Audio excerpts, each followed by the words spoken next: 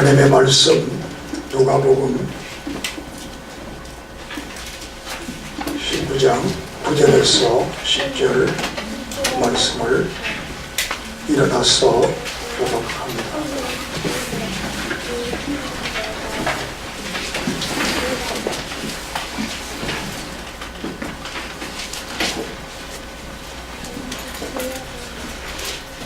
(9절) 10절입니다. 교독합니다. 예수께서 이르시되 오늘 구원이 이 집에 이르렀으니 이 사람도 아브라함의 자손이미로다. 아멘. 앉으셔서 찬송가 212장 들으시겠습니다.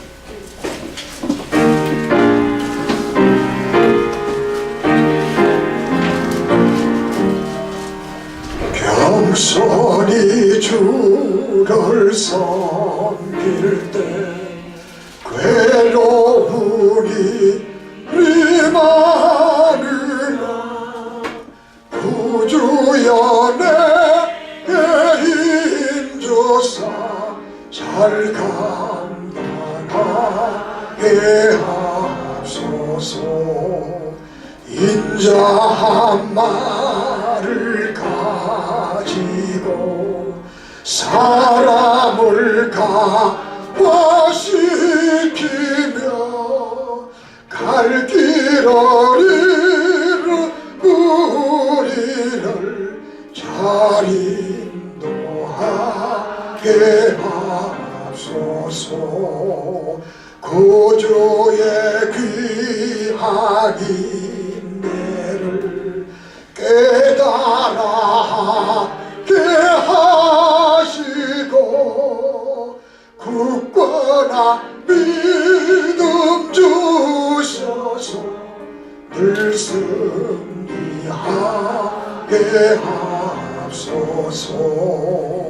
장래의 영광 비추사 소망이 되게 하시고 구주와 함께 살면서 참평강 얻게 하소서. 아멘.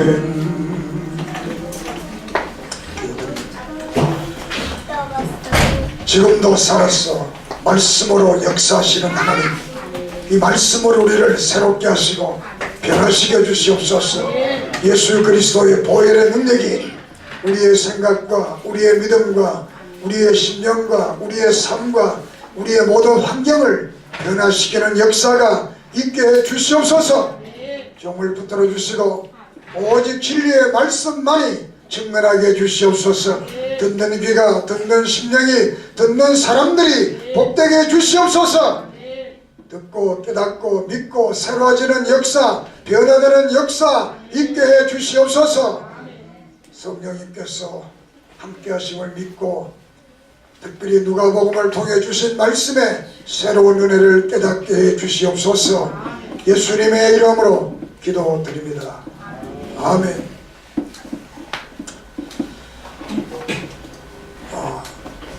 마태복음을 우리가 왕의 복음, 또 마가복음을 종의 복음, 이제 오늘 이 누가복음은 인자의 복음. 인자로는 사람이란 뜻입니다. 인자, 하나님의 아들로 사람으로 오신 그분의 복음. 요한복음은 빛의 복음. 이렇게 해서 우리가 신약 성경 사복음서가 되겠습니다. 이 사복음서는 네 분의 저자들이 예수님 한 분을 두고 네 방면에서 그의 사역과 역사를 보고 기록한 말씀이 되겠습니다. 우리가 지난번에 말씀드렸습니다.만 한 번 더 해봅시다. 요한복음 3장 16절 시작. 하나님이 세상을 사랑하사 큰 소리로 한 번 더 해봅시다. 시작. 하나님이 세상을 이처럼 사랑하사 독생자를 주셨으니 이는 저를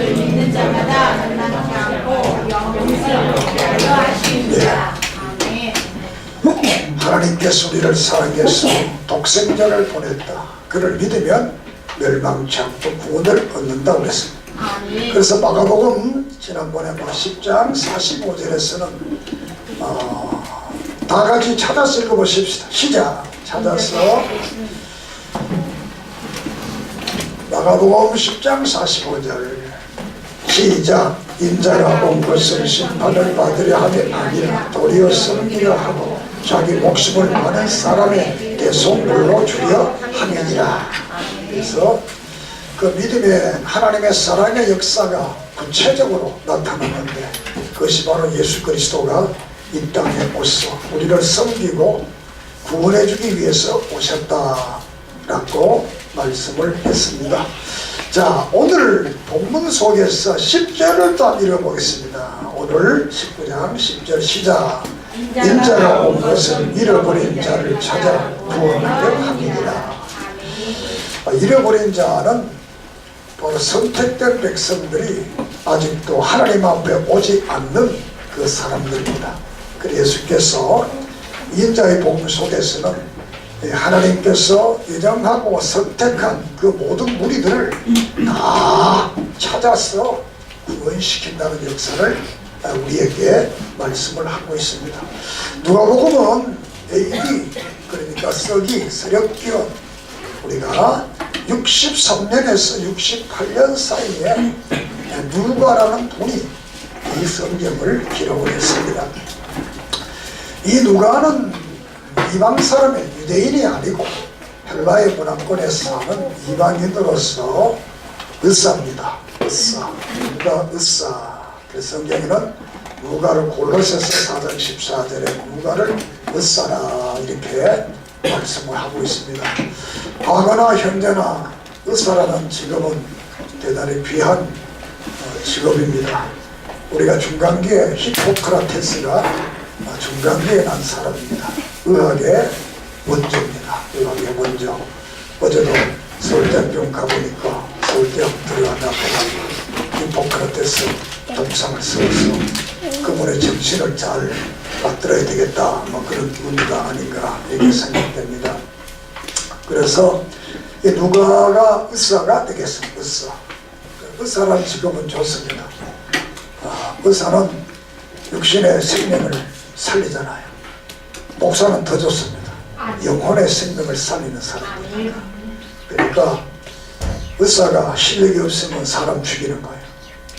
목사가 실력이 없고 은혜가 없고 바로 서지 않으면 교인 다 죽이는 거예요. 여기 있는 목사님 나 비롯해서 죽이는 목사 되면 안 됩니다. 살려야지. 의사가 병원에 가면 의사가 살려야지.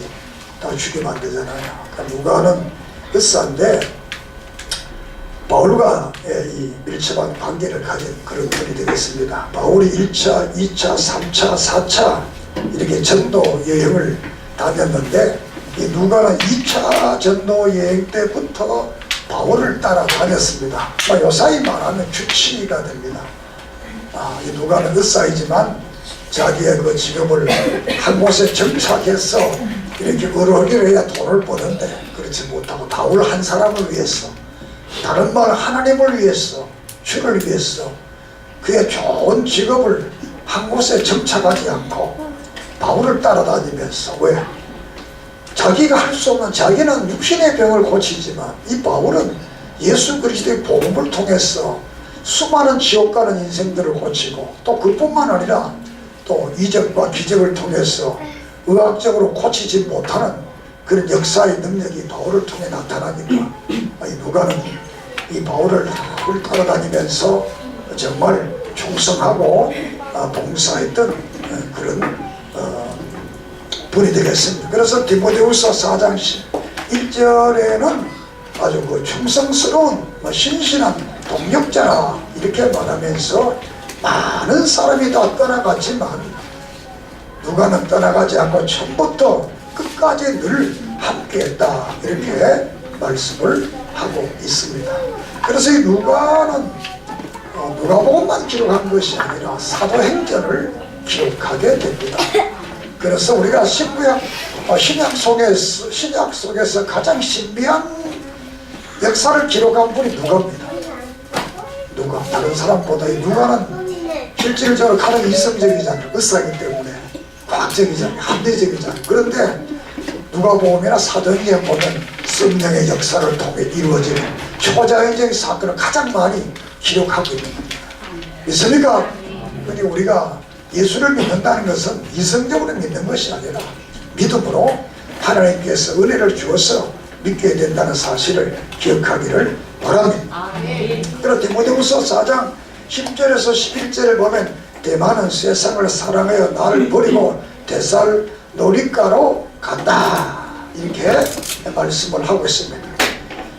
그러면서 누가만 나와 함께 있느니라 이렇게 성경은 말씀합니다. 또 디모데후서 4장 14절에 구리 세공업자 아렉산더가 내게 많은 해를 입혀 주께서 계획한 대로 그에게 갚으시리라. 또 디모데후서 4장 16절에는 내가 처음 변명할 때 나와 함께한 자가 하나도 없고 다 나를 버리고 떠나갔다 이렇게 말했습니다. 바울 같은 내 믿음의 사도에게도 사람들이 왔다가 많이 떠나갔습니다. 떠나간 이유는 바울이 신실하지 않고 성실하지 않고 잘못해서가 아니라 바울이 너무 신앙적이니까, 너무 하나님의 뜻을 따라가니까, 너무 예수밖에 모르니까. 그래서 이 대마라든가 또 이렇게 다른 사람들은 세상 사는 게 재밌거든. 세상 일에 살아가는 게 재밌는데 그걸 못하게 하니까 그래서 떠나갔다 이렇게 말을 하고 있습니다. 그렇지만 이 누가는 그렇지 않고 그 시대에 가장 좋은 직업을 가지고 존경받는 그 누가가 바울의 감옥에까지 따라가서 그를 치러 끝까지 이렇게 그를 사랑해서 하나님의 큰 역사에 복음을 증가하는 데 뒤에서 큰 역할을 했던 것입니다. 오늘 이 말씀을 제가 앞에 써드려 드리는 것은 우리도 똑같습니다. 우리가 주의 종과 만나면 끝까지 그 길을 걸어가야 돼.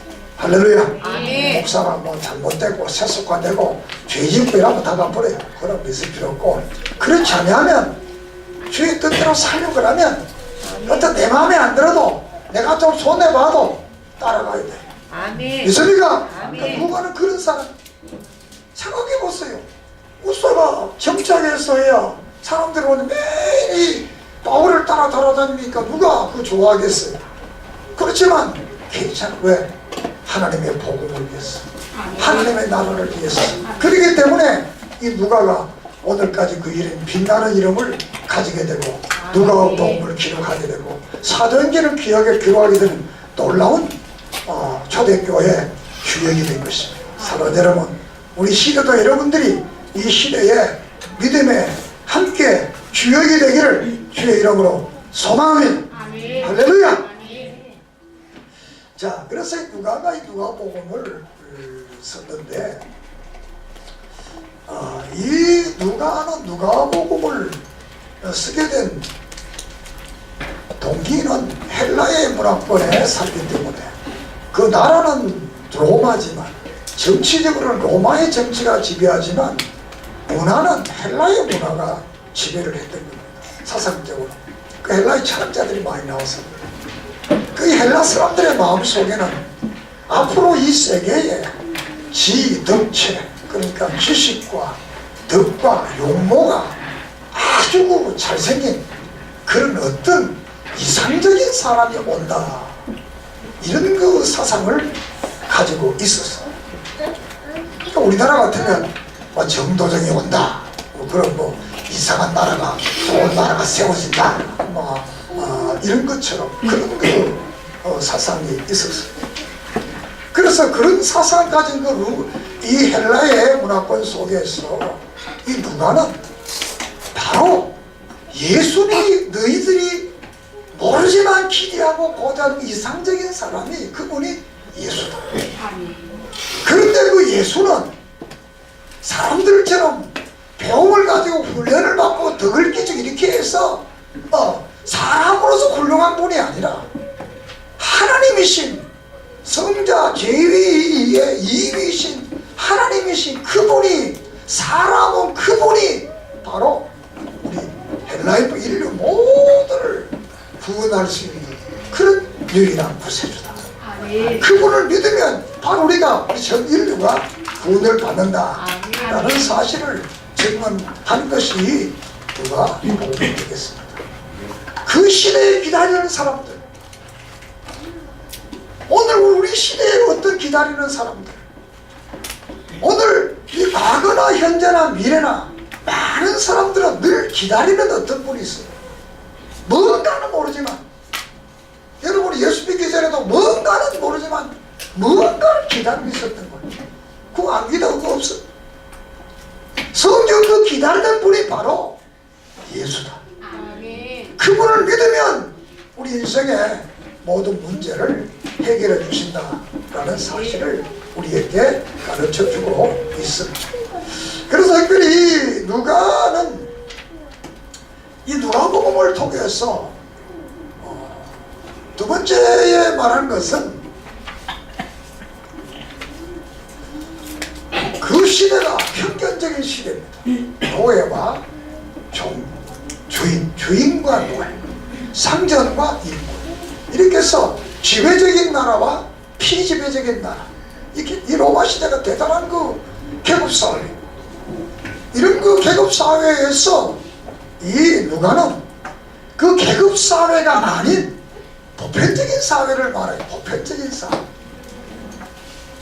다시 말해 누가복음에서는 그 시대에 가장 소외된 사람들이 가장 많이 등장한, 오늘 읽은 이 본문의 마지막에 앞에 있는 주인공도 바로 그 시대에 가장 소외된 직업 중에 하나인 셀입니다. 셀이 삭개오에 대한 역사 후에 마지막에 나오는 말씀이에요. 삭개오. 셀이. 그 셀이라는 것은 유대인만 싫어하는 게 아니라 이방인들도 다 싫어합니다. 왜? 로마의 지배를 받는 나라는 전부가 다 세리를 싫어합니다. 왜? 세금 많이 걷어가잖아요. 세금 걷어서 바친 게 아니라 자기 먹을 거 딱 주머니에 집어넣고 많이 거두니까 이 세리를 다 싫어하는 세리. 그리고 이제 그는 문둥병자, 가난한 자, 여자, 아이들, 죄인들, 이런 그 수많은 그 이방인들의 이런 그 소외된 사람들이 거기 이제 나오게 되는 거예요. 여기는 이제 이 누가복음은 헬라권에 있는 사람들을 위해서 쓴 것이기 때문에 이것이 뭐 유대권 소개라고 이렇게 생각하면 안 됩니다. 그 시대에 로마 전역에 걸쳐있는 그 사회에서는 이 셀이라든가 여자라든가 아이라든가 가난한 사람이라든가 또 이렇게 죄진이는 모든 사람들, 이런 사람들은 사람 대접받지 못하는 이런 시대에 예수께서는 이런 사람들과 함께하며 이런 사람들의 아픔을 달래주고 질병을 치료해주고 위로해주고 이런 사람들과 함께하는 이런 그 일들을 한 것을 여기에 누가복음에서는 이제 기록을 하고 있습니다.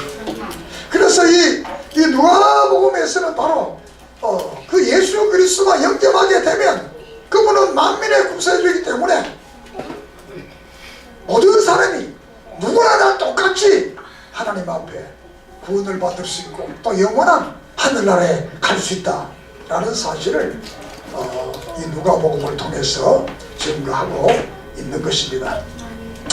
자, 그럼 이 누가복음의 이제 1장이 예수님의 나심에 대해서 말씀하면서 세례 요한에 대해서 말씀을 하고 있습니다. 1장 5절에서 45절까지가 세례 요한에 대해서 말하고 있는데, 그는 하나님 앞에 의롭게 사는 부모에게 태어났습니다. 사가랴, 엘리사벳이라는 아주 5절 6절에 보면 아주 의인의 가정에 세례 요한이 태어났다.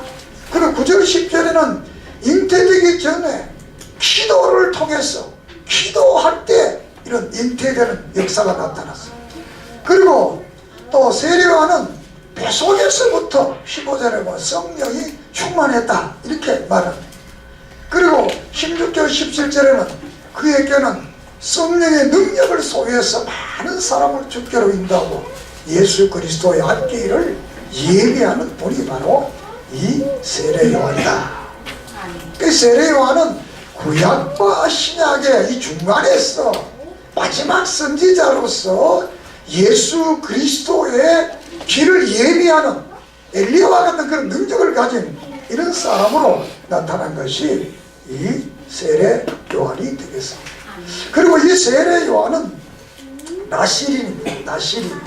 나시린이라는 것은 구약에서 만약 신약에는 마지막 나시린이 이 세례 요한이 마지막 나시린은 성별된 사람이란 뜻인데, 성별해서 하나님께 바친 사람을 나시린이라는, 성별해서 저 사람은 다시 사무엘이 한나가 하나님 내게 아들을 주며 이 아들을 내가 하나님께 드리겠습니다 이렇게 해서 바쳤던 것처럼, 이게 성별해서 하나님께 드려준 사람들을 라시린이라. 그래서 신구약성에 라시린이 많지 않습니다. 라시린은 우리가 사무엘이 라시린이 돼요. 사무엘. 그 다음에 그 앞에 삼손이 라시린. 신약에 와서는 이 세례 요한이 라시린이 되겠습니다. 그리고 이 라시린들은 그냥 인생을 살아가면서 아무렇게나 사는 게 아니라 성별된 삶을 살아야 되는데, 첫째로는 포도주와 독주를 끊어야, 그러니까 이 포도나무에서 난 음식을 먹으면 안 돼요. 건포도도 먹으면 안 돼요. 성격이 어떨 때는 포도밭에도 가도 안 돼요. 이게 포도주를 먹으면 안 돼요. 그러니까 그 시대의 사회는 포도주를 음료수처럼 마셨습니다. 우리의 문화는 좀 다르니까. 그래서 옛날에 유럽에 이제 여행 갔다 온 사람들한테, 야, 거기 가면 전부 물은 전부 돈 주고 사 먹더라. 그래서, 야, 웃긴 소리 좀 하지 마라. 야, 물을 먹고 공짜로 사 먹냐? 우리 다 공짜로 먹는데, 거기는 포도주 같은 공짜로 줘서 물은 아주 돈 주고 사 먹더라. 우리나라도 그래 되잖아요. 우리나라 물 사 먹잖아요. 포도주 값봐도 먹는데 많이 돼. 포도주를 못 먹겠어, 성별을. 그리고 이 사람은 머리를 깎지 못하겠어. 민수기 6장 5절 머리를 못 깎습니다. 그리고 민수기 6장의 전체경이 나오는데, 여기는 부모나 그 형제, 자매들도 이 부정한 음식이나 죽은 사람들을 못 만나겠어. 못 만나. 그래서 이 부정한 생각까지도 못하도록 했어. 그 자신과 가족까지 전체가. 그렇게 해야 하나님 앞에 바로 쓰일 수 있는 특별한 사람들이 이 라시린이 되겠습니다. 성원한 하나님의 사람들, 성원한 하나님. 오늘 또 다시 말하면 목사들은 일종의 서원적 사람들이에요. 이 서원적 사람들이기 때문에 자기 먹고 싶은 거 다 먹고, 자기 하고 싶은 거 다 하고, 자기 할 말 다 하고, 자기 갈 곳 다 가고, 그러고는 목사 못해. 목사는 자기가 가장 하고 싶은 것 하나님 기뻐하지 않아야 돼. 자기가 아무리 하고 싶어도, 말하고 싶어도 하나님 기뻐하지 않아야 돼. 이게 목사만 그러냐? 우리 교인도 똑같습니다. 여러분도 신령한 면에는 라시린, 하나님께 드리는 사람. 자기 마음대로, 자기 하고 싶은 대로, 자기 먹고 싶은 대로, 자기 갈 곳 다 할 짓 다 하고 예수 못 믿어. 알았어요? 그래야 된다는 사실. 그리고 이제 이 세례를 하시고, 그 다음에 두 번째로는 하는 것은 예수님에 대해서, 천사가 마리아에게 전해준 예수님에 대해서. 이 세례하는 예수님보다 6개월 먼저 낳는데 사촌입니다. 사촌지가 예수님과 사촌지간입니다.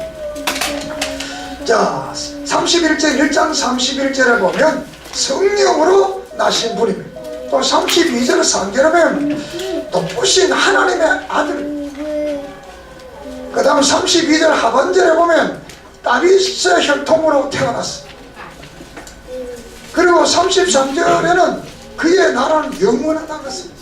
그리고 예수라는 이름은 31절에 태어나기 전에 그 이름을 예수라 했습니다. 예수라는 이름 속에 바로 우리 인류를 구원하는 구원자다라는 의미를 그 말씀 속에 담고 있습니다.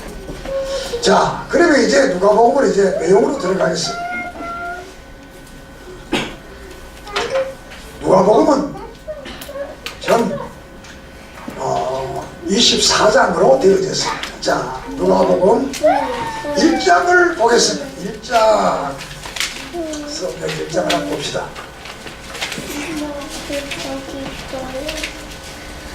1절에서 4절까지 시작. 우리 중에 이루어진 사실에 대하여 처음부터 목격자와 말씀에 일꾼된 자들이 전하여준 그대로 내력을 진술하려고 부슬던 사람들이 많은데 그 모든 일을 그놈부터 자세히 미루어 살핀 나도 데오빌로 각하에게 차례대로서 보내는 것이 좋은 줄 알았노니 이는 각하가 알고 있는 바를 더 확실하게 하려 함이니라. 이 성경은 많은 사람들이 예수님에 대한 행적을 기록했는데 이 누가도 그렇게 해서 이 성경을 기록하게 되었다 라는 말씀을 하게 됩니다. 그래서 누가복음은 세 면으로 나누게 되는데 1장에서 4장 14절까지는 예수님의 태어남과 유년기에 대해서 말씀합니다. 그러니까 누가복음에서 가장 이제 예수님의 유년기에 대한 기사가 누가복음에서 가장 정확하게 많이 나옵니다. 다른 복음서에는 마가복음이나 마태복음에 유년기가 별로 나오지 않습니다. 그래서 누가복음에 예수님의 어린 시절에 대한 언급을 하고 있습니다. 4장 14절에서 19장 27절까지는 고난주간을 제외한 또 예수님의 3년 반 동안의 그 생활을 거기에 전부 다 기록을 하고 있습니다. 그러니까 누가복음에는 비유가 한 20세개, 기적이 한 20개 기적을 여기에 이제 기록을 하고 있습니다. 그리고 마지막으로 19장 28절에서 24장 53절까지가 고난과 부활과 승천에 대한 기사를 기록하고 있습니다.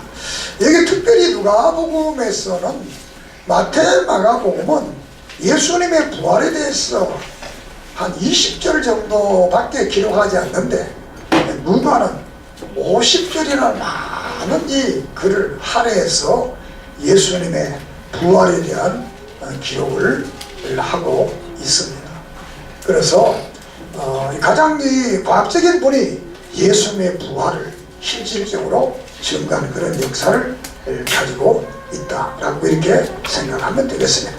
자, 그러면 이 누가복음이 우리가 주시는 말씀이 뭐냐? 첫째로 복음의 역사성을 말합니다. 복음은 어떤 허황된 기독교의 진리는 허황된 이론이나 어떤 머릿속에 나타난 그런 것이 아니고 실질 역사 속에 있었던 것이다 라는 것을 이 누가가, 그러니까 누가는 어떤 면으로 기독교 역사학자입니다. 그러니까 지금은 의사지만 신학적으로 보면 역사신학을 보면 역사학자라 이렇게 말할 수가 있습니다. 그래서 누가는 데오빌로라는 이 실제적 인물을 처음에 들게 되고 또 1장 5절 헤롯이라는 왕이라는 실제적 인물을 들게 되고 2장 1절에서는 가이사 아우구도가 영을 내려서 호적을 하라겠다. 그러니까 로마의 황제 가이사 시대였다. 또 3장 1절은 디베로 황제 때 빌라도 총독이 이스라엘을 다스리던 그런 시대다. 이렇게 해서 이 누가는 이 하나님의 말씀을 유대적인 어떤 그 틀 속에 넣는 것이 아니라 세계 역사 속에 이 복음의 역사를 세계 역사 속에서 이 복음을 보게 되는 이런 그 세계사적 역사의 배경을 가지고 이제 기독교가 이루어진 것을 말합니다. 그래서 다시 말하면 오늘날 많은 사람들이 기독교를 역사적 종교라고 보는 그냥 허황된 사실로 보는 그 동안 그런 역사적 사건이다. 예수라는 분이 역사적 인물이다. 역사 속에 있었던 사실을 말합니다. 그래서 이것은 신화나 설화나 이런 것든 존재가 아니라 그분은 이렇게 가이사와 디베로와 헤롯과 빌라도 총독이 그 시대를 다스리던 그런 시대에 이 예수께서 나시고 죽으시고 부활하시고 승천했다 이 사실을 우리에게 또 하나 역사가 없다면 또 아무것도 아니잖아요. 한국가 되잖아요. 이거는 실이 그래서 이제 언젠가 말씀드렸지만 사도신경 속에 많은 이름들이 나옵니다. 그러면 다 필요하지만 빌라도라고 아무 필요가 없습니다. 그런데 빌라도에게 고난을 받았어. 그거는 빌라도라는 사람이 로마의 총독이 유대나라를 다스리던 그때 그 예수라는 복음의 역사성을 말하기 위해서 빌라도가 나오는 거예요. 그렇기 때문에 기독교는 역사적인 종교다. 믿습니까? 실질적으로 그 땅에 있었고, 저도 성지에 가보고 왔습니다만 실질적으로 있었던 사건을 봐.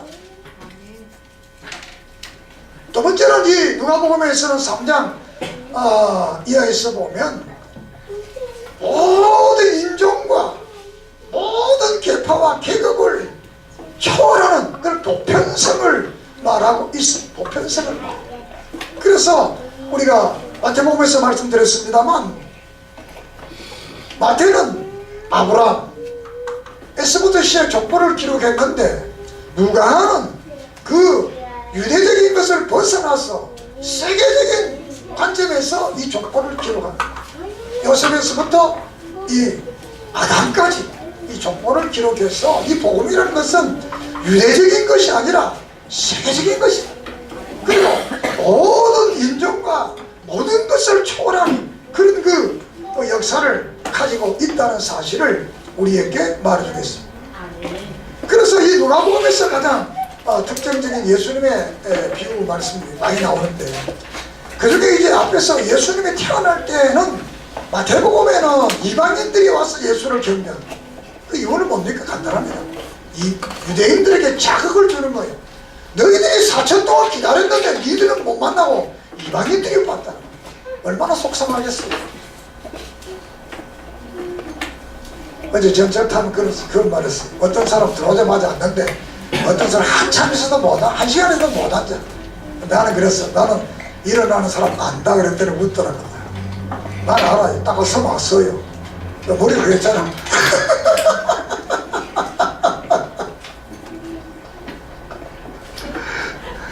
속상하잖아요. 아이고 난 늦게 왔는데도 앉고 자기는 한참 저기도 못 앉으니까. 그 유대인들 그거 야 너희들이 4천 정도 기다렸는데 얘들은 기다리도 안 하다가 예수 만났다. 얼마나 속상하겠어요. 그 여기는 다르게 말합니다. 유대인들이 예수 만나는 거죠. 복음이 거기서부터 시작돼요. 목동이 나옵니다.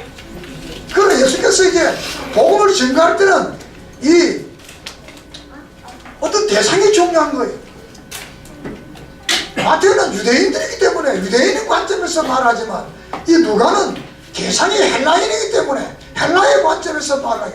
그래서 이 유대인들을 자극을 하는. 그래서 이 보면 이방의 빛에 대해서 말씀을 합니다. 그러면서 이 사라도 가우 수리아 사람 나만 4장 20절 60절에 보면 사람도 이스라엘의 과거가 그렇게 많았는데도 그 엘리야 시대 때 이 사람도 과거가 본받았다. 엘리사 시대는 이스라엘 수많은 문둥병자가 있었는데 아니 나만이 병 고침 문둥병 고침 받았다는. 그리고 또 이방인의 분을 말, 이방인의 백부장이 바로 백부장의 아들이에요. 병고침 받았다.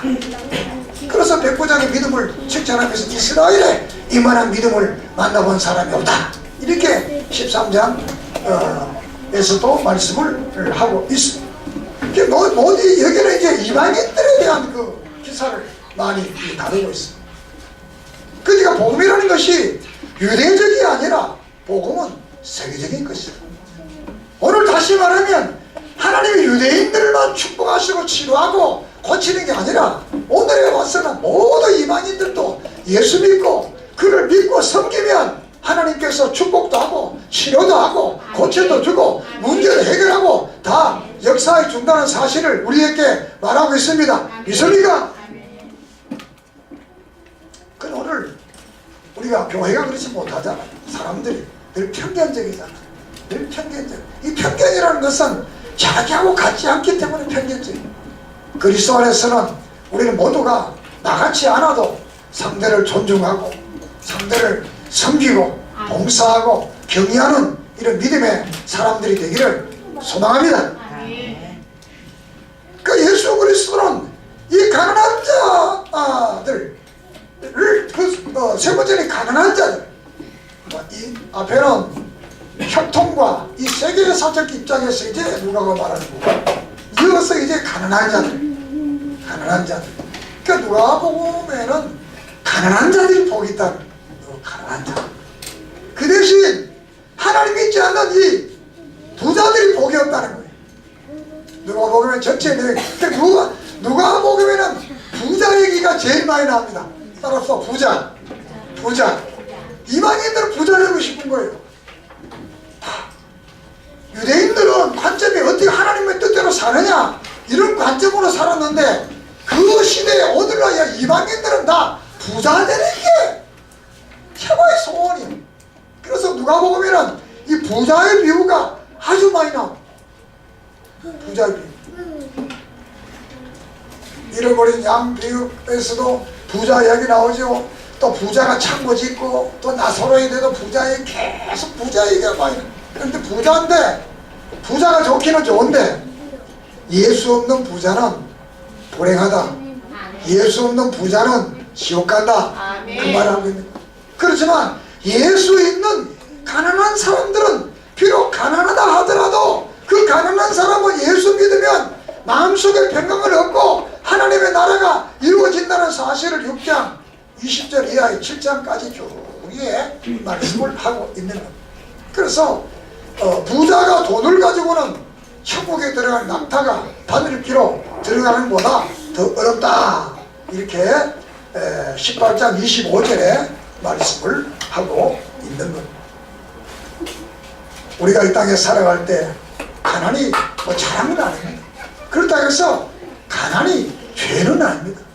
그러니까 우리가 좀 넉넉하게 잘 살지 못하더라도 우리가 진정한 진리 안에서 정말 바르게 인생을 살아간다면 그 사람은 행복한 사람이요, 행복할 뿐만 아니라 그 사람은 영원한 하늘나라를 소유할 줄을 믿습니다.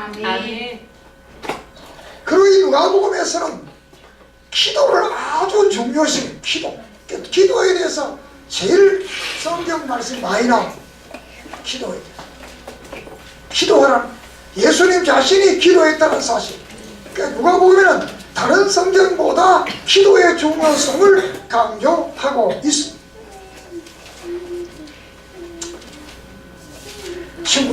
밤에 찾아온 친구의 비유를 든다든가, 18장에 와서 또 어떤 돈 없는 과부가 이 재판장을 찾아가서 매일 이 기도를 들어, 소원을 들어.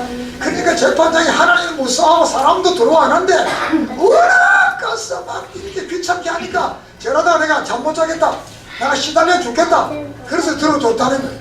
너희도 그렇게 기도하라는 거예요. 이런 기도를 이제 계속 기도하지 않으면 안 된다. 예수는 다 기도의 모습을 이 누가복음에는 끊임없이 계속 이렇게 이루어져 가고 있습니다. 그렇기 때문에 오늘 믿음의 사람들은 늘 하나님과 소통해.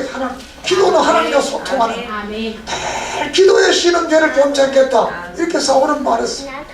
우리가 여호수아서를 보면 여호수아는 무슨 일 하기 전에 먼저 기도하는 거야. 기도하기라는 거야. 예수님도 이 누가복음은 늘 기도하는 거예요. 자, 여러분, 무슨 일을 하든지 늘 기도하는 그런 역사가 있기를 바랍니다. 그리고 누가복음에는 성령의 역사를 중요시해. 성령, 잉태된 것도 성령, 예수께서 또 이 40일 기도 후에도 성령의 도움받고 성령의 역사, 그것이어서 이제 사정전까지 성령의 역사가 이루어져 가고 있는 것. 성령의 역사. 그래서 우리가 오늘 우리 믿음의 사람도 늘 성령 충만받지 않으면 성령의 충만함을 기도하고 성령 충만하게 기도하는 그런 믿음의 삶이 되기를 주의 이름으로 축원합니다. 그리고 누가복음에서는 한 영혼의 중요성을 우리에게, 한 영혼, 한 사람 그래서 이 누가복음 15장에 이 잃어버린 양의 비유는 99마리보다 한 마리가 더 귀하다. 잃어버린 한 마리. 잘 믿는 99 사람보다 못 믿는 하나, 거기에 교회가 관심을 가져라. 믿습니까? 우리 반대잖아요. 잘 믿는 사람한테 관심 더 많이 가지잖아요. 더 좋아하잖아요. 안 믿는 사람들은 왜 저렇게 못 믿냐, 왜 저러냐, 왜 저러냐. 앞으로 그러지 마세요. 직분 있고 직분 없고가 문제가 아니에요. 직분이 있어도 더 못 믿을 수 있고, 직분이 없어도 더 잘 믿을 수 있고, 그런 거. 그래서 우리는 한 영혼에 대해서 우리는 큰 소중성을 우리가 가지지 않으면 안 되는 것입니다. 그래서 한 영혼이 천하보다 낫다는 말씀을 이 누가복음에서 9장 25절에 말합니다. 사람이 만일 온 천하를 얻고도 자기를 잃으면 무엇이 유익하고, 천하를 다 얻었다 하더라도 죽으면 뭐게 됩니까? 아무다. 생명의 지옥강 아무다 이라. 그래서 하나님은 우리의 한 영혼 한 영혼을 아주 귀히 여기신다. 그리고 이 누가복음 17장 21절 이하에서는 하나님의 나라에 대해서 말씀하고 있는데, 하나님의 나라는 이미 우리 마음속에 이루어졌다는 거예요. 그리고 앞으로 미래에 예수께서 재림하게 되면 이 땅에 하늘나라가 이루어진다는 사실을 우리에게 가르쳐주고 있습니다. 그러므로 여러분의 마음속에 지금 하나님의 나라가 있어야 미래 영원한 하늘나라도 우리에게 이루어지게 됨을 믿습니다. 끝으로 21장 이하에서 24장까지 보면 종말적인 종말에 대해서 마지막 시대에 그렇게 인내하고 소망을 가지고 영적 각성을 가지고 깨어 있으라는 겁니다. 다른 말로 말하면 신앙의 눈으로 하나님의 나라를 올 것을 바라보고, 회개의 눈으로 자기를 늘 바라보고 각성하라는 겁니다. 그리고 특별히 인내하라. 인내. 따라합시다. 인내하자. 인내하자. 사람이 어떻게 변하느냐? 인내해야 변해. 참아야 변해. 은혜 받아 못 변하는 거야. 참아야 돼. 인내. 우리 인내하면 해야 하나님의 나라 갈 수 있어. 마지막으로 끝나지 않는 전쟁. 복음은 끝나지 않았다는 겁니다. 복음은 이제 누가복음에서 이제 사도행전으로 넘어가게 되는 그런 그 말씀을 우리에게 하고 있습니다. 그래서 복음이라는 것은 주님 오실 때까지 복음을 계속 증거해야 된다는 사실을 우리에게 말하고 있습니다. 자, 그러면 24장 50절에서 53절 말씀을 보고 이제 말씀을 마치려고 합니다. 같이 보세요. 24장 50절에서 53절 시작. 예수께서 그들을 데리고 배단위 앞까지 나가서 손을 들어 그들에게 축복하시더니, 축복하실 때 그들을 떠나 하늘로 올려지시니 그들이 그에게 경배하고 큰 기쁨으로 예루살렘에 돌아가 늘 성전에서 하나님을 찬송하니라. 가장 특이한 것이 모든 게 진행형으로 되어 있는데, 예수께서 하늘로 올라가면서 두 손을 들고 축복을 하며 간다는 거예요. 이 누가복음은 예수님은 축복이 하시는 분입니다. 지금도 진행형으로 손을 들고 축복하고 계시는 거예요. 믿습니까? 손을 들어 그들을 축복하더라. 축복하실 때 그들을 떠나 하늘로 올라가시더라. 축복하면서 하늘로 갔어요. 그 제자들이 이제 축복을 받았으니까 그 주님을 경배하고 예루살렘에 와서 이제 성전에서 하나님을 찬송하고 기도했다. 그래서 사도행전 이제 1장 에서 이제 8절 2장 1절 13절 2장 3절까지 이렇게 전혀 기도하게 되니까 오순절날 성령의 충만한 역사가 임하게 되는 겁니다. 자, 말씀을 마칩니다. 이 복음은 끝나지 않았어. 주님 오실 날까지 계속 돼야 되는데 그 주님은 지금도 우리를 축복하고 있습니다. 우리는 이 약속의 말씀을 듣고 그분을 늘 경배하면서 그분이 하라는 대로 따라서 순종하고 살아가는 삶이 되기를 주의 이름으로 축원합니다. 날마다 하나님의 성전에서 찬송하고 기도하고 예배하는 일에 승리하기를 소망합니다. 기도하겠습니다. 하나님 감사합니다. 이 누가복음을 통해서 만민의 구세주인 예수 그리스도를 보고 그분이 얼마나 우리를 한 사람 한 사람을 사랑하고 이 땅에 소외된 자를 사랑했는가를 깨닫고 우리는 그 사랑을 힘입고 특별히 지금도 우리를 위해 축복하고 계시는 그분 예수님을 믿고 이 땅에 모이기에 힘쓰고 기도하기에 힘쓰고 전도하기에 힘쓰고 찬송하는 일에 힘쓰고 그럼 우리의 삶이 변화되고 축복되고 회복되는 역사, 치료의 역사, 능력의 역사 임하게 해 주시옵소서. 우리 총신교회를 부흥해 주시옵소서. 이전에 나오는 자마다 손들고 축복하시는 주님의 축복이 임하게 해 주시옵소서. 예수님의 이름으로 기도드립니다. 아멘. 일어나서서 248자 찬송합니다.